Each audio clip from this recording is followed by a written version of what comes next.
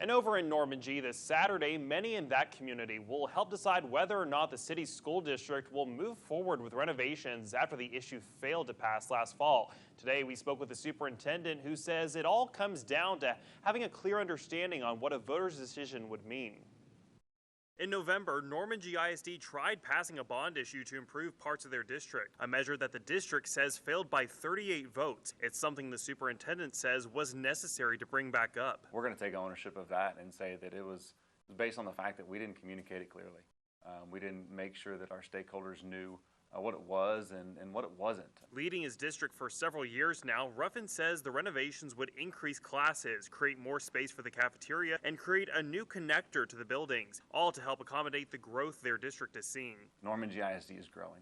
We're growing like a lot of districts around us, like the state of Texas is growing. And so creating additional classroom space is important for us. The bond, should it be passed, would cost the district just over $18 million with a tax rate increase of roughly 10 cents for those in the area. One of the biggest areas that would see a lot of renovations would be the school's agriculture department. With their high school, Ruffin says roughly 80% of their students are involved in some capacity with agriculture. The bond would expand the size of their ag shop and get ready for a new greenhouse, on top of creating more room for career-based learning. The opportunities that those things provide our kids, like getting industry-based certifications and being career ready when you leave here, when you graduate as a Normangee Panther. At the end of the day, though, Ruffin says staying informed and showing up to vote is what's most important. It's not our job to tell someone how to vote. It's only our job to make sure they have the information necessary to make sure they're voting as their heart pleases. A vote that would help decide on what the future of their district would look like.